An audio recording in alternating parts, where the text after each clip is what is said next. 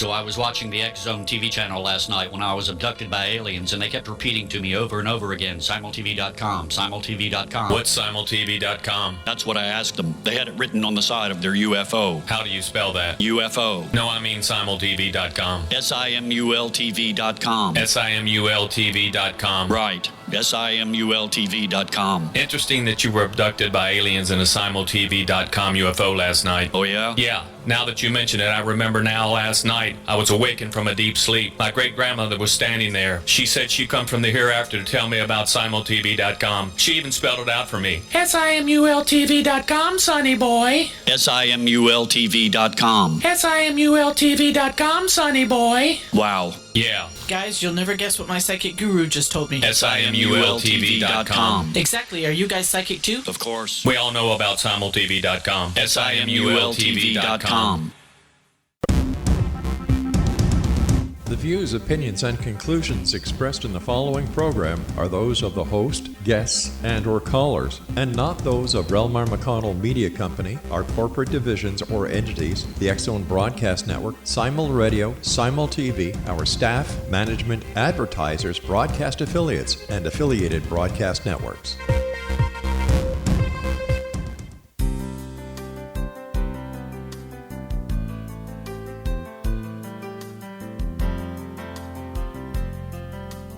Welcome to Mission Evolution Radio Show with Gwilda Wiyaka, bringing together today's leading experts to uncover ever-deepening spiritual truths and the latest scientific developments in support of the evolution of humankind. For more information on Mission Evolution Radio with Gwilda Wiyaka, visit www.missionevolution.org. And now, here's the host of Mission Evolution, Miss Gwilda Wiyaka. Hello, dear friends, and welcome back to Mission Evolution Radio Show, where we share the latest information and leading-edge thoughts to support the path to unity and enlightenment. I'm your host, Gwilda Wiyaka. This hour, we'll be exploring evolving truth through fiction. As all indigenous cultures understood, stories hold great power. Through seeming fiction or myth and legend, storytellers implanted expanding possibilities into the group consciousness of their people. Modern examples of this are Star Trek, or the Star Trek series, or the movie Star Wars. These stories have planted the possibility of life existing throughout the galaxy, potentially useful for future adaptation of human species should we encounter life forms from off-planet. While that might seem far-fetched, statistically speaking, the probability of the Earth being the only planet with intelligent life is virtually impossible. What else can the power of stories prepare us for? Can we expand our consciousness and evolve spiritually through fiction? On the other hand, what's the effect of not so enlightening stories, the ones full of violence and distortion? Are we being manipulated by stories we're being fed? How can we tell the enlightening stories, those that serve the evolution and expansion of truth, from those that will most likely cripple us? With us this hour to explore the power of stories is SARYON Michael White. SARYON is the author of Roya Sands and the Bridge Between Worlds, a spiritual channel and global messenger of humanity's peace potential. As an international speaker and intuitive consultant, SARYON's workshops, conferences, and private readings have touched the lives of people throughout the world. SARYON has taken the truth-telling through fiction approach to convey a series of highly relevant teachings through his new spiritual adventure series titled after the main character, Roya Sands. His website, royasands.com. SARYON, thanks for joining us on Mission Evolution. Yes, thank you for having me. What's your educational background? Well, I am very self-educated. I have always loved to read. I've done my own research since I was very young. And even though I've had some college, most of my background of really relevant education came from my own research and seeking out mentors. I've had mentors that had PhDs, people that were very highly adept at different skills.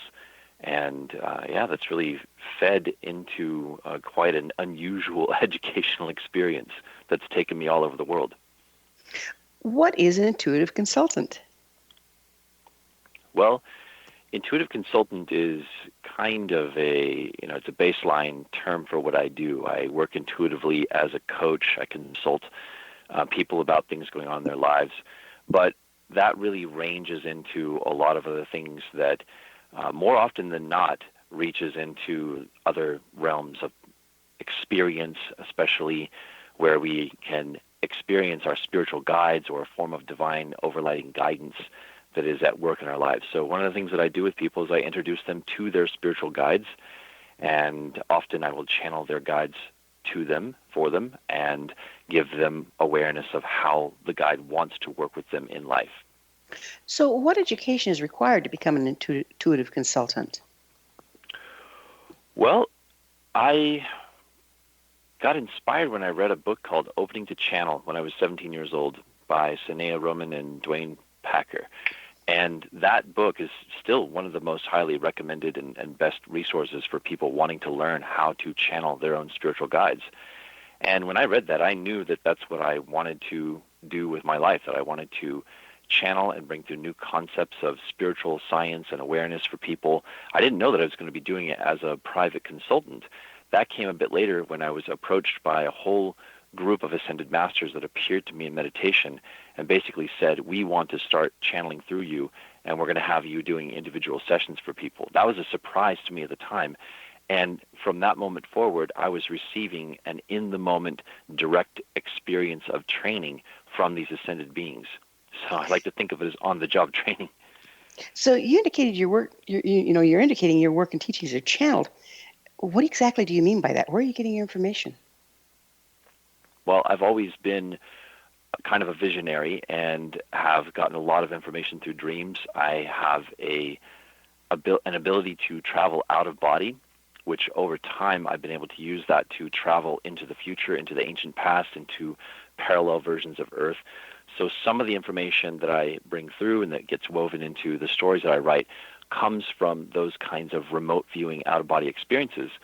But then I'm also aided and assisted by spiritual guides that are, in the case of this fiction story, quite literally inhabiting the roles of the characters that I'm writing about, So and helping me like a creative team. Do you have shamanic training? I would say not so much in this life, but I have been gifted with memories from other incarnations that have shamanic training. So I do have experiences with shamanic abilities, and I have led people through shamanic processes, and that just comes spontaneously. It's not something that I learned from a teacher in this lifetime. So your name's Saryon. That's rather unique. Where'd you get it? What's its origin? Well, I received that name through a channeled reading with a spiritual master named Louis Dupree, and he received that name for me as an angelic name, and it answered a question that I'd had since I was in my mid-teens. I was 22, I think, when I received that name, and I had been asking and praying to God, like, please reveal to me another name that resonates with my soul, because I believe I have another name other than my earthly name. And so I adopted that and became part of my full name now. SARYON Michael White. Michael White is my birth name. It's a common concept among indigenous people to have a spirit name. Is this like a spirit name? Yeah, I would say it is like a spirit name. So where exactly are you getting your information? If you don't have any shamanic training to make it clear to you who you're talking to, how can you tell? Oh, I know exactly who I'm talking to. I always know who I'm talking to. I have very, very clear discernment, and I'm also able to not just receive the information from in the body, but I very often will travel out of body and see these guides face-to-face in their realm. So I know a lot about the beings that I'm working with. The Master Jesus was the first Ascended Master teacher that came to me and overlit my training, and then gradually he began to introduce me to other masters and angels, and it just became a process of integrating with more and more of what's available to humanity to source our evolution. So there's the good, bad, the ugly spiritually out there. You're able to tell that the information you're coming from is a reliable source, that they aren't just putting on a face? Yes, because that was one of the first things that the Master Jesus did with me, is to give me a very highly accelerated and advanced training in discernment So I was shown the different types of beings that are acting to deceive humanity. I had experiences with them. I saw how their consciousness works. I saw the methods they use. And my discernment evolved very, very quickly after that. And I've continued to have experiences over time where I am able to discern less than light energies that are manipulating in various ways. So there's a pretty clear line of distinction for me, whereas the line might be still blurred for people that don't have this level of discernment. It's very easy to distinguish from where I'm at now. You know, some people tout their latest, greatest ideas having been channeled when indeed it's not. How can our listeners tell the difference between actual channeled material and counterfeit? That is a really good question. I'm thinking about an experience I had where I actually received a channeling from a group of beings that wanted to work with me. And it was enticing, it was interesting, there was somewhat of a love vibration in it, but something was also a little bit off. And so I went to Archangel Michael, who for me has been like a kind of a clearinghouse that has helped me to vet information when I have on occasion had contact from guides like this that are, you know, might have a little bit of an agenda. They're not coming from the highest realm that I normally communicate with.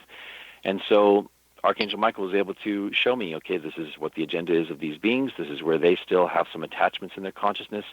This is what you need to look out for. And once I was cleared of any attraction I had to their energy, my discernment went up to an even higher level. And I haven't had any kind of interference from beings like that wanting to work with me again, because I can see through their agenda. And that was a really long time ago. But, you know, the angels and the archangels have been like a clearinghouse. Pretty much any being that works with me has been vetted through those energies. Well, we're going to have to take a short pause here pretty soon. But on the other side of the pause, I'd like to get a little bit deeper into the archangels, what they really are and what we're dealing with there. Are they metaphorical? Are they actually things that fly in on wings? It's a fascinating subject. So it is time, however, for a commercial break. Saryon and I will return shortly, so don't go away. You're listening to the Mission Evolution Radio Show, coming to you on the X-Zone Broadcast Network, www.xedbn.net.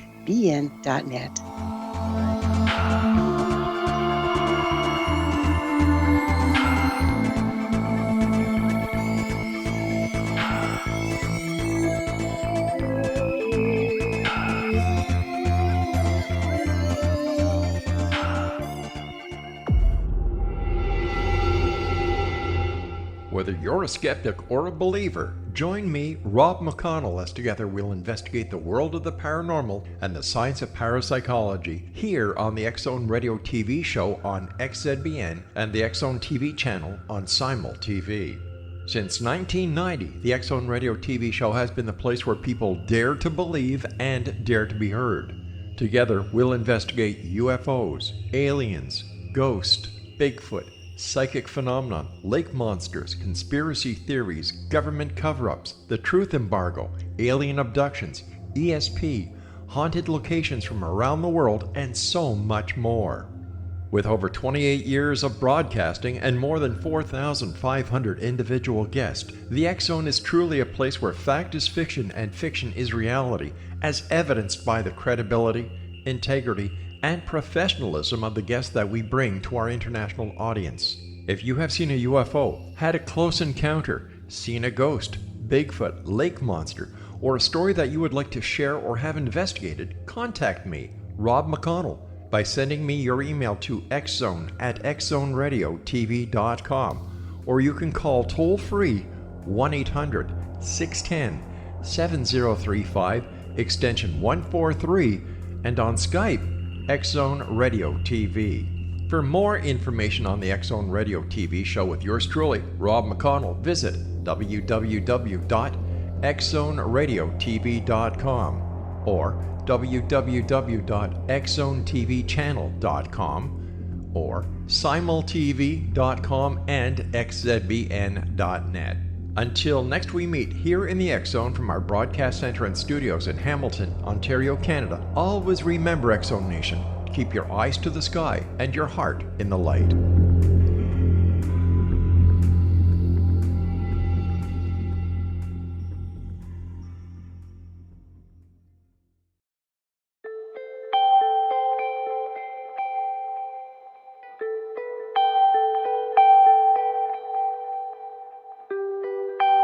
It's hard to listen to the news without realizing we're living in volatile, unprecedented times. Yet never has there been such an opportunity to transform the human condition. As old structures fail, where can we find the guidance to co-create a better way? Find Your Path Home is an ever-evolving, leading-edge information, education, and healing resource center designed to support and guide you on your path to unity and enlightenment. Based on sound principles employed by shaman worldwide, we provide techniques that can support you through the current transitions, offering online shamanic classes, international long-distance shamanic healing sessions, complimentary Mission Evolution radio episodes and Stairway to Heaven TV vignettes, seminars, retreats, and much more. All of this can be found on findyourpathhome.com.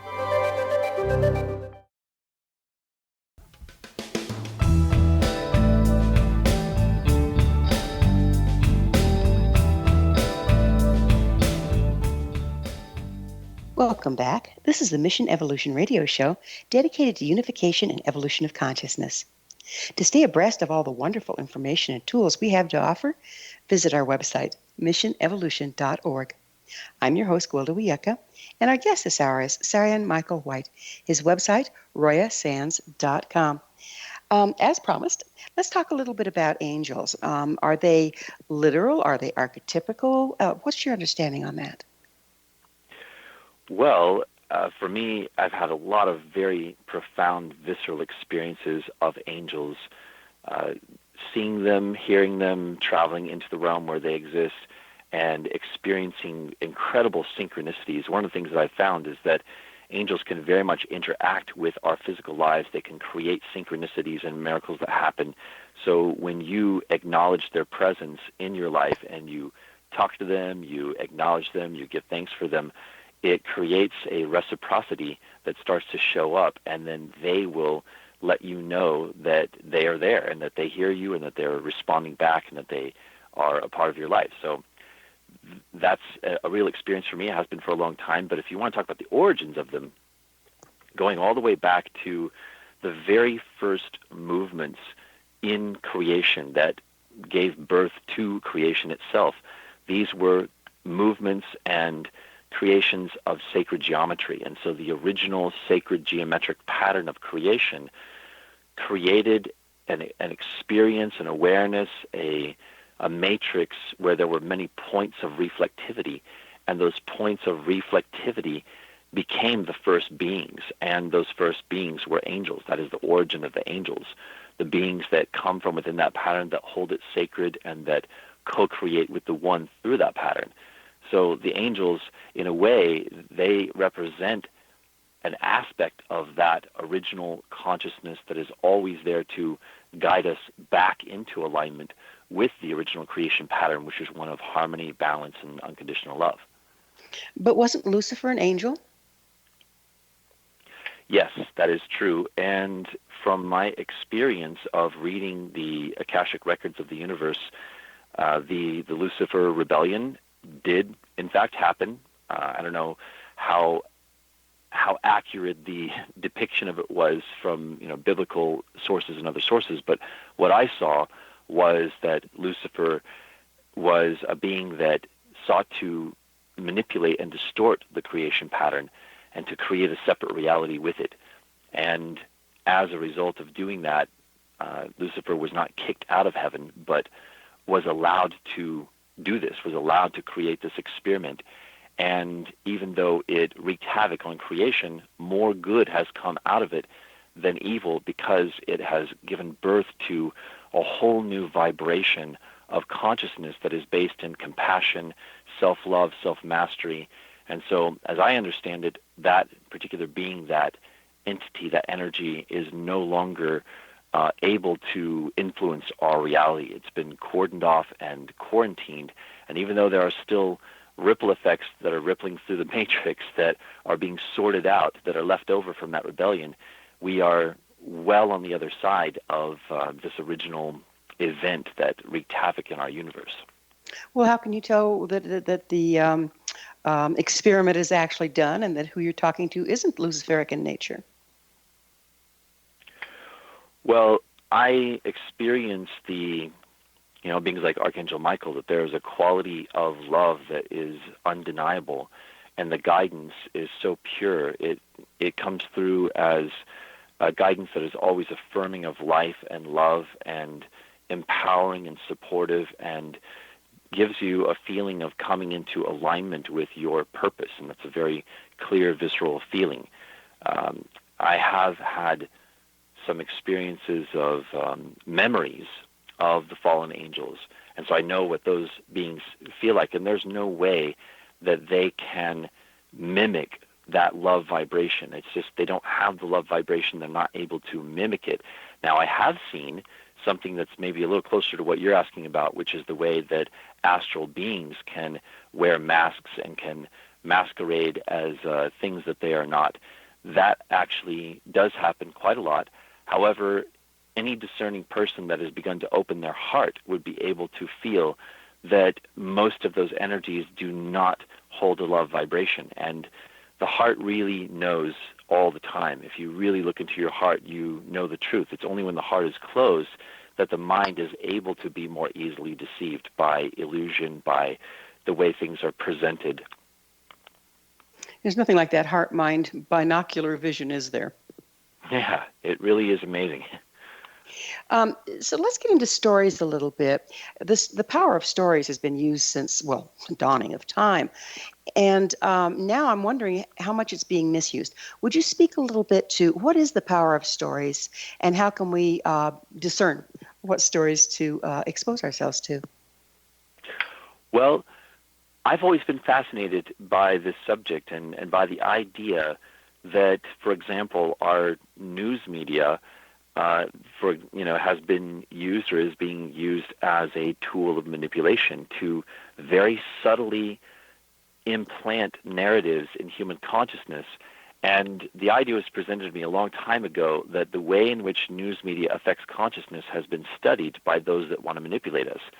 And so if you think about the idea that we create our own reality, that our thoughts create and project what's happening in the world, if we don't know that, and yet somebody does know that and knows how to tweak our consciousness to get us to project the reality that they want us to project, then that's a really interesting thing to consider and to be aware of.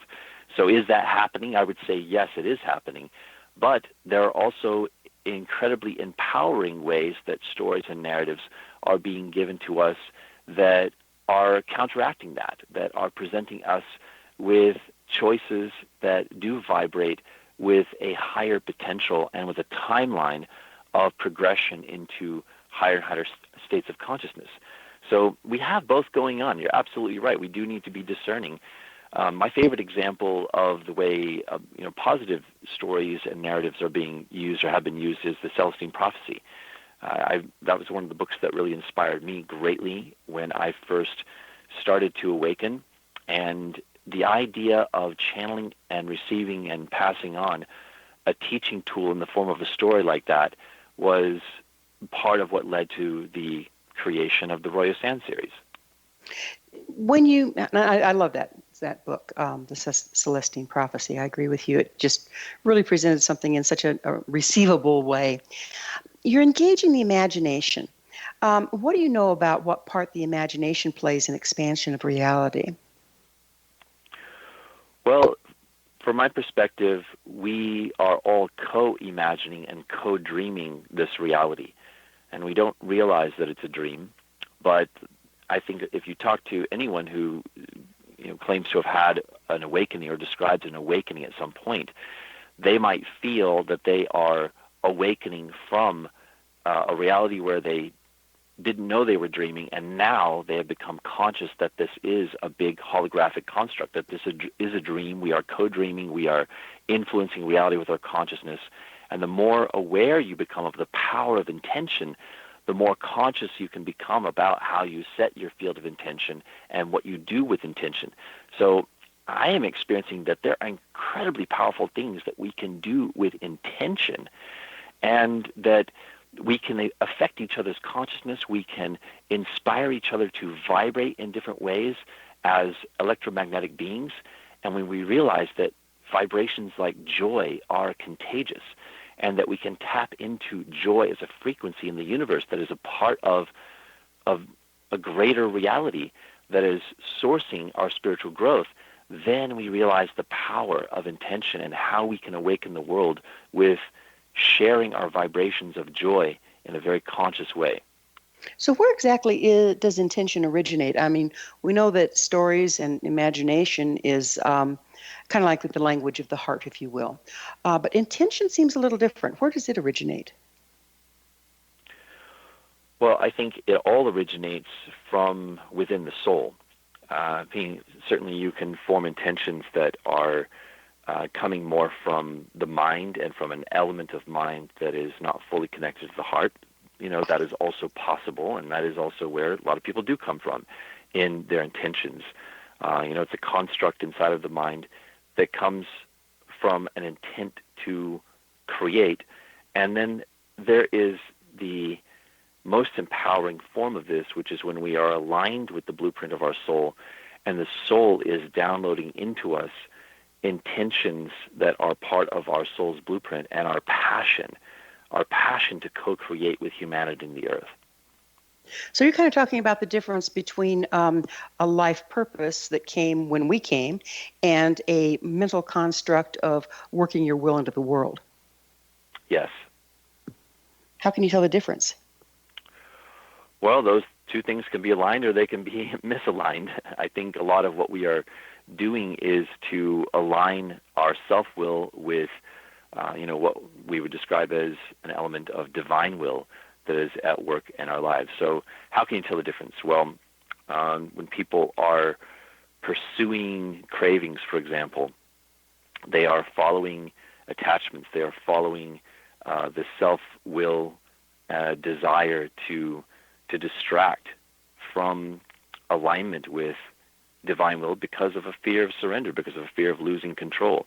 So when people come from a place of trying to control their reality, then that's very apparent. It's very different than when you see somebody who is at peace because they are very surrendered to what is happening. With surrender it sounds comes like peace. It's time for another short pause. We'll look at surrendering into peace on the other side. Saryon and I will return to our discussion on the other side of this break. You stay right there. This is Mission Evolution Radio Show. We're coming to you on the Zone Broadcast Network, www.xzbn.net.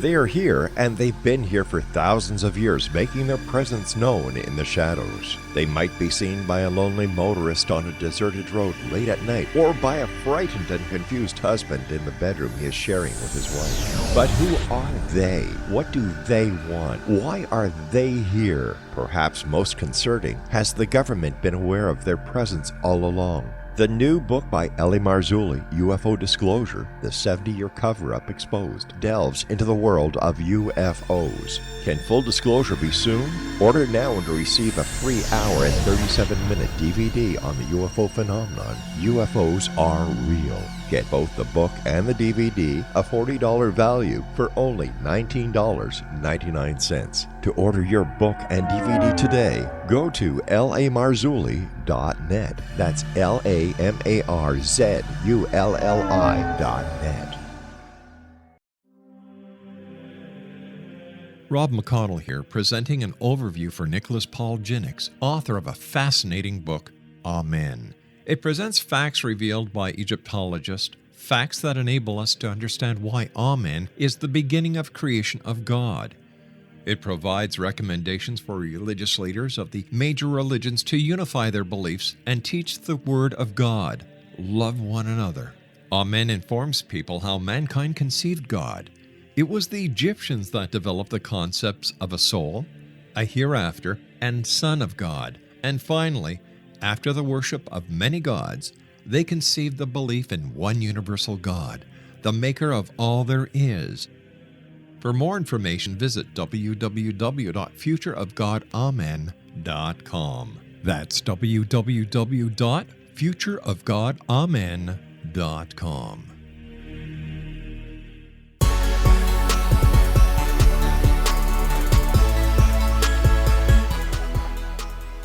Welcome back. This is the Mission Evolution Radio Show, missionevolution.org, bringing leading-edge information supporting the path to enlightenment. I'm your host, Wilda Wiecka. We're speaking with SARYON Michael White, his website, royasands.com. SARYON, I'd like to get in a little bit, back to the story issue. How can we use stories to expand our reality? Well, I think that the most powerful and most basic concept of this might come down to affirmations.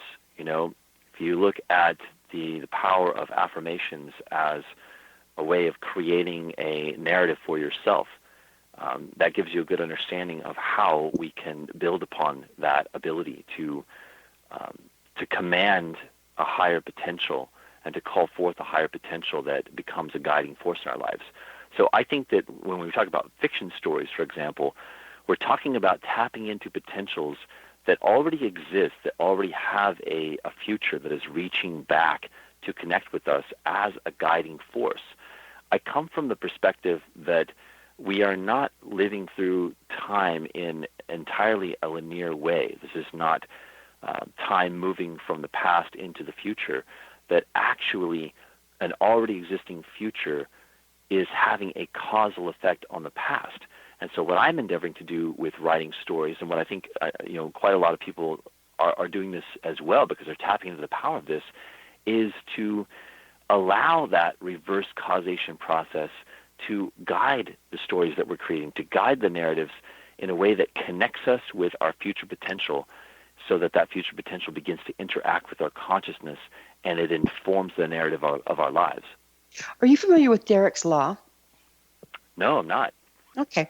He's a scientist, and he has a mathematically proven formula that says causality is equal parts from the past and from the future, but can only take place in the present. So it sounds like that's what you're talking about.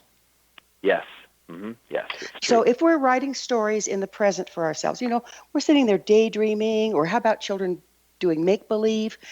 Isn't that a natural way of working with these stories in the present to recreate our future?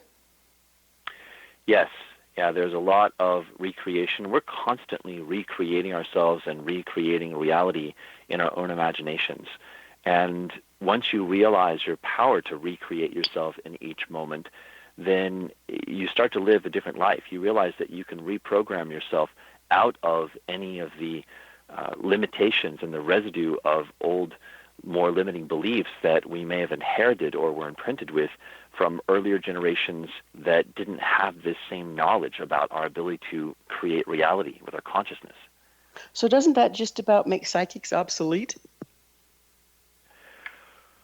Well, that's an interesting question. Because it seems like we're doing that more rapidly and more profoundly now than in times past. And so we're literally changing the future. How do they read that? That's absolutely true.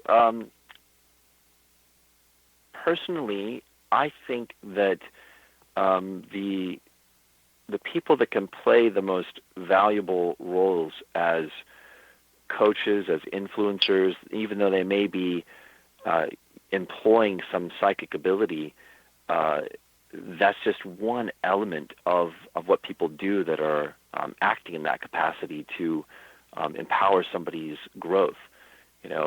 I personally wouldn't go to somebody who is just claiming to be a psychic or is there to provide psychic information, because you're right, anything that anyone sees has only a possibility of coming true, because you can recreate yourself in any moment. The very first time I had a reading, somebody predicted something and I saw, wait a minute, that's not what I want to happen, and I changed it. Well, that doesn't necessarily mean that what they saw was not true. It might have been true until I made a different decision. So I think it's still helpful to have lots of different perspectives. But to be the devil's advocate, what about the psychic tells you a story and you buy into it and create it, even if it's not your liking? That also happens, and I would always suggest that people be very discerning. I know when I work with people, I support them to recreate themselves, and I think that any good coach would do that. If somebody was not honoring the integrity of the other person's sovereignty, then they might just feed you a story and not seek to empower you to recreate yourself. Well, you spoke at the beginning of the program that there is no formal training and there is, I assume there is no regulation. How can people be discerning when they're looking for someone to coach them? Well, I think that at first it's important to recognize that it is important to be very discerning. There's a lot of people out there that are passing themselves off as psychics or channels or whatever, and that are not operating at a very high level of integrity with their own spiritual source. So what makes what you're offering different? How can people tell? Well, I don't come from a place of focusing on making psychic information the most important thing about what I do. That may come into play, but what I care about is listening to the heart and soul of an individual and listening for the reflection of their higher potential speaking through.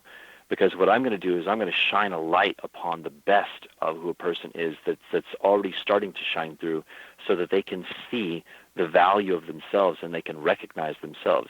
I'm just here to be a mirror for people, to help them see the best of their nature and to acknowledge it so it comes to the forefront and they can see the difference between that and whatever is going on inside of their consciousness not serving them. If your guides have been giving you all this information, how do you know it's not just personal information rather than something to be imposed on others?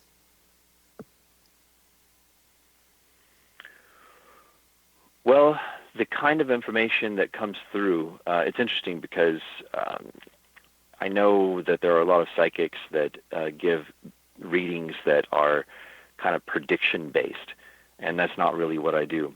The guides that come through me are supporting people to feel the truth of who they are in a way that is it's a visceral experience for people. And people usually find that there are confirmations and synchronicities where they've had an awareness of something and they didn't have anybody else that was there to mirror that back to them, because it was an inner experience, it was something subtle, it was something that was coming through their inner senses.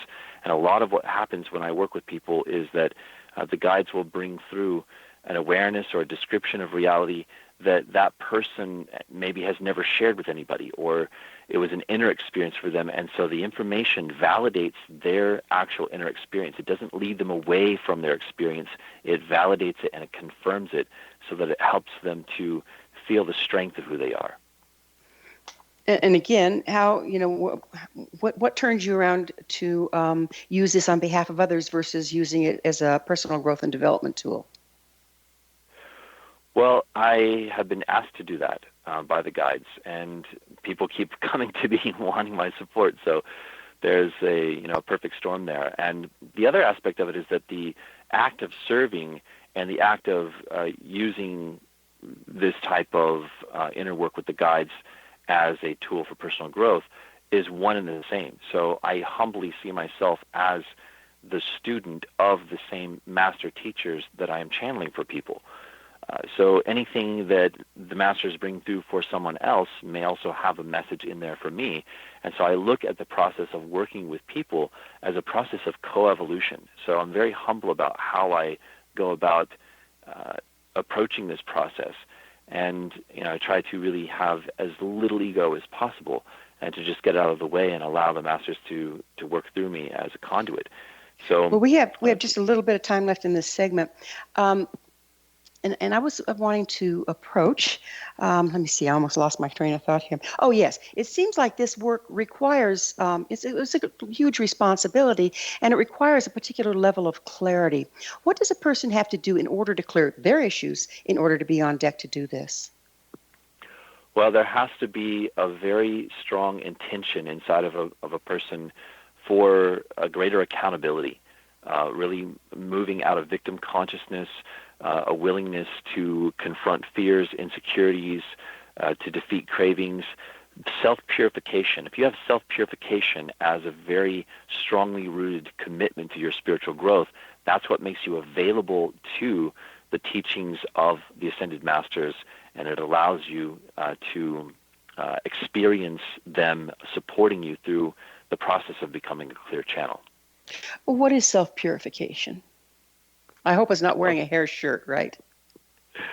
No, well, self-purification for me has been a lot about letting go of attachments, letting go of fears, and like I said, rising in accountability, taking responsibility for everything that I create instead of, you see something goes wrong in your life or there's disharmony, you don't blame it on others or you see yourself as a victim. You look at, okay, how is this a reflection of myself? How is this reflecting what I'm holding in my consciousness so that I can see myself in the mirror of what's happening and I can take ownership of my experience?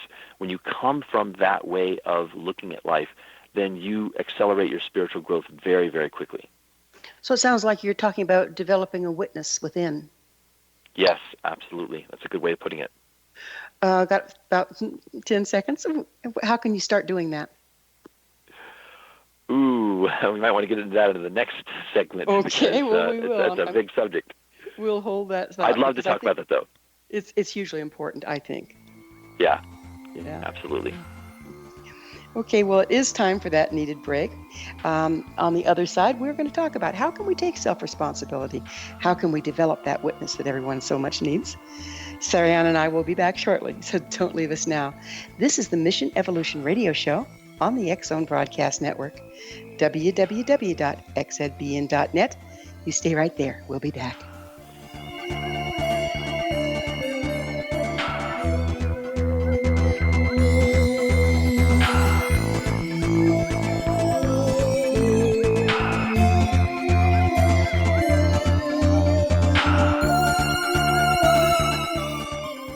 You have heard of the X-Zone? Now watch it on Simul TV, plus 500 video games, live TV channels, free video on demand, worldwide, and more. Does this sound like tomorrow's television? Well, it is, but you can have it today, right now. It is Simul TV. Simul TV offers what the others only wish they could provide. 15 exclusive channels like X-Zone, Sci-Fi, and Horror. We are worldwide. No other provider offers that. 500 built-in video games. No need to have an extra expensive system. We have them included. Free video on demand. Live streaming events from around the world. Interactive online network, and much more. Tomorrow's TV today.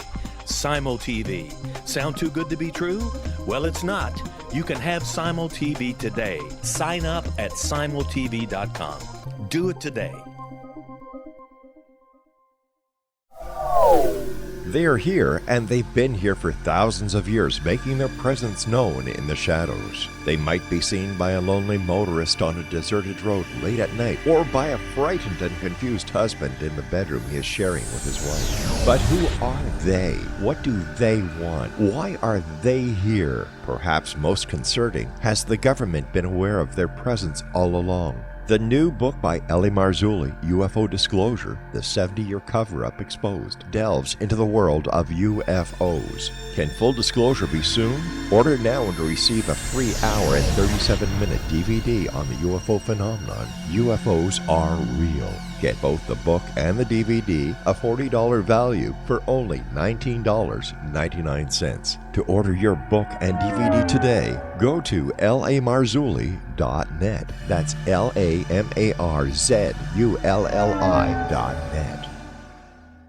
So I was watching the X-Zone TV channel last night when I was abducted by aliens, and they kept repeating to me over and over again, simultv.com, simultv.com. What's simultv.com? That's what I asked them. They had it written on the side of their UFO. How do you spell that? UFO. No, I mean simultv.com. SIMULTV.com. SIMULTV.com. Right. SIMULTV.com. Interesting that you were abducted by aliens in a simultv.com UFO last night. Oh, yeah? Yeah, Now that you mention it, I remember now last night I was awakened from a deep sleep. My great-grandmother was standing there. She said she come from the hereafter to tell me about SimulTV.com. She even spelled it out for me. SIMULTV.com, sonny boy. SIMULTV.com. SIMULTV.com, sonny boy. Wow. Yeah, Guys, you'll never guess what my psychic guru just told me. SIMULTV.com. Exactly. Are you guys psychic too? Of course. We all know about SimulTV.com. SIMULTV.com.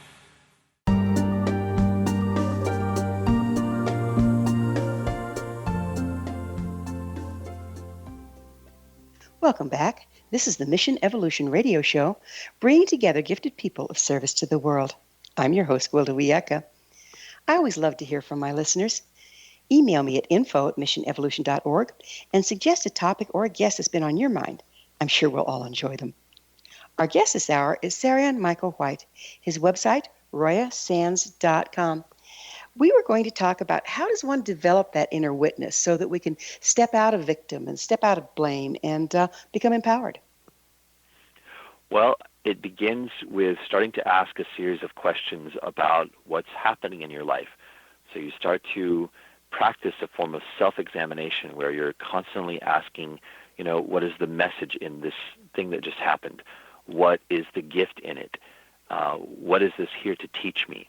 So that is a way of stepping out of victim consciousness. The moment that you feel like you're going into victim consciousness, it's good to be aware of that because, we may all have a little bit of that inside of us. Some of us have a lot, some of us have a little, but actually clearing ourselves from it is something that happens in layers. So you need to recognize when you go into it and then pull yourself out of it and say, okay, wait a minute. Why did my soul need this experience to happen? Why did I call this forth? And you also want to work with the assumption that I did call forth everything that has happened to me. Every single thing, from the most challenging things, the most joyful things, the most painful things, that there was a reason why my soul needed this to happen for spiritual growth. And when you come from that assumption, then it helps you to stay aligned with the self-examination process. How can a person tell they're in victim? I had a student the other day really having trouble wrapping her head around the concept. And of course, she was firmly implanted in victim. But how can you tell when you're there? It seems like it's kind of a numbing place where you slip into it and you don't even know. Yeah, well, when you are left with a feeling of not knowing why something happened or feeling that life is unfair, that's probably one of the easiest ways to tell. If you're feeling that life is unfair or that something that happened is unfair, and you can hear yourself saying, this is unfair, well, it's true. There are experiences that are unfair in a sense, and yet we attract those. We create those for a reason. There's a reason why we needed those to happen. So if you hear yourself going there and allowing that belief that life is unfair to be your narrative and to be the way in which you are describing your reality inwardly over and over again, then you can tell you're in victim consciousness. And this is the other piece. It's really, really important. We're constantly describing reality to ourselves all the time. We are narrating our lives. So you have to start to become aware of your own narration and to listen to it and those to old say, tapes. Yeah, exactly. Listen Where to do the those narration come and see. Well, it begins in childhood. I mean, some of it is imprints from our parents, stories that we made up about the nature of life here on Earth in a body from a very early age. And sometimes it takes a while to actually sort through those and to recreate them. Are there universal stories that we're all kind of bought into, and then familiar stories, and then personal stories? Yeah, I would say all of those are true. Certainly there are some, I don't know if I call them universal stories, that we bought into. If we are looking at a universal story is going to be, really inclusive of a much wider reality. But, what you're talking about is, more of the human collective. And yes, there are human collective stories that are very old where we have bought into our poverty, bought into victimhood, bought into limitation in various ways. So those human collective stories, aren't they the ones that have built the archetypes, the angels, the gods and goddesses, et cetera, et cetera? Well, that's an interesting question. I'll answer that by talking a little bit about, for example, the Greek gods and goddesses. So, of course, to us now, these seem like mythological beings. They must have been figments of the human imagination. But as a soul traveler, And as somebody who's been going through a very unusual education process with my spiritual guides, where I'm sometimes able to travel out of body and travel back in time and to look into the Akashic records, I was shown that there were, in fact, a group of beings that played the roles of these gods and goddesses, and they weren't merely figments of humanity's imagination. They were an aspect of our interface with the higher realms, and it was, in a way, it was like us talking to and interfacing with humanity's oversouls, with the various aspects of our collective higher self that we were able to have an understanding of at the time. So our understanding of God, our God concept, has evolved over time, and our experience of how higher consciousness interacts with us has also evolved over time. So there was something to it. It wasn't only mythology. I mean, it's a much bigger story that we don't have time for now, but this was not only something that we imagined. It was being co-imagined with us by these higher beings. So it sounds like you're talking about bandwidths of frequency, that each archetype was a living bandwidth of frequency that then took on that persona for us in our myths and legends. Yeah, that is a good way of describing it. I mean, that is certainly one way of describing it. Well, you say we've evolved spiritually, but it looks like it's gotten pretty doggone dogmatic to me from the times that we interfaced in that way to when we go into the Bible-thumping era.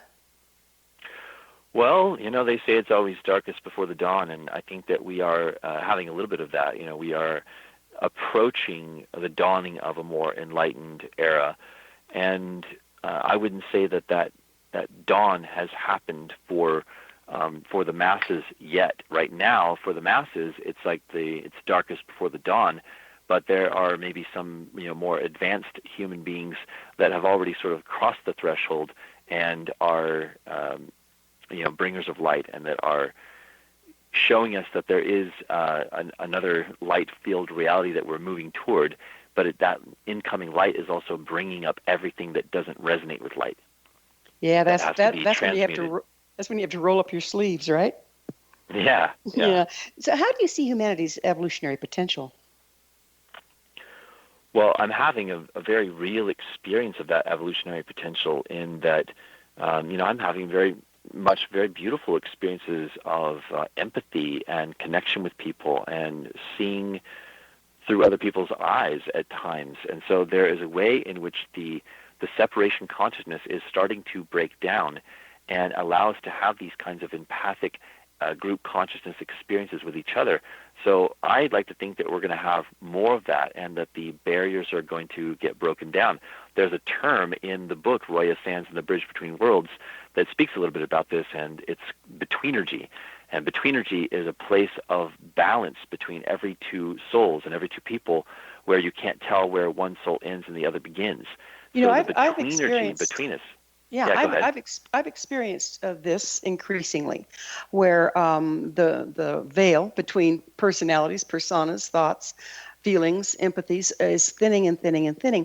And I've also noticed that some people find that very destabilizing. How can we find stabilization through this destabilization process? Well, it's a process where there are certain evolutionary pressures happening, because there is new light that is dawning. The betweenergy, the presence of betweenergy is increasing and being energized, and so it is causing a breakdown of the barriers. And so it's just through experience and through encountering these different experiences that we're being tested out of our separation consciousness.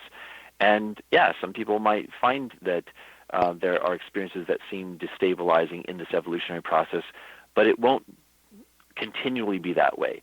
The fear comes up, the resistance comes up, and then it abates, and then it gets handled in different ways, and the next experience they have of opening is different. What are your hopes for humanity's future? Well, my hope is, I don't believe not merely hope, it is informed by a very clear vision that has inspired me for many years now, and that is the possibility that we could experience the dawning of a lasting global peace consciousness, that we could actually see a peace arriving in our world that ends all wars, and that we could actually see that in this life, in the lifetimes that we're living now. I actually believe that that is possible, and that's what I'm working toward. That's a beautiful vision. How can we become, the listeners, you, me, all of us, how can we become a bridge to a more enlightened world?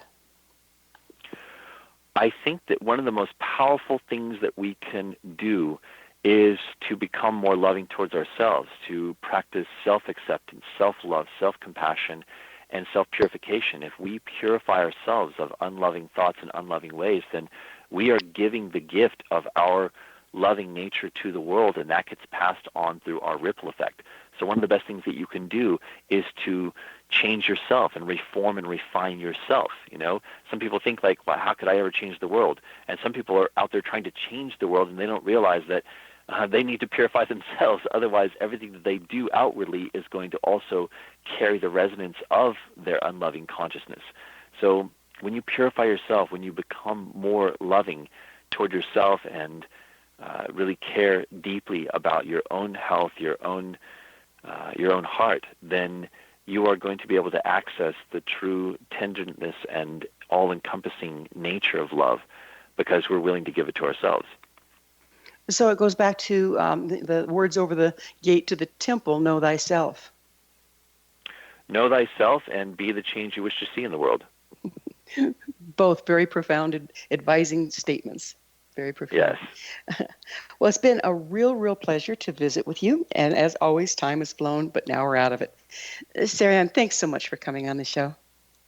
Yes, thank you so much for having me. It's been a pleasure. Our guest this hour has been SARYON Michael White, the author of Roya Sands and The Bridge Between Worlds, spiritual channel and global messenger of humanity's peace potential. His website, royasands.com. Remember to join our email family to stay abreast of all the exciting new things we have coming up at missionevolution.org. This has been Mission Evolution Radio Show with Gwilda Wiyaka on the X-Zone Broadcast Network, www.xzbn.net. Join us next time as the mission continues, bringing information, resources, and support to an evolving world.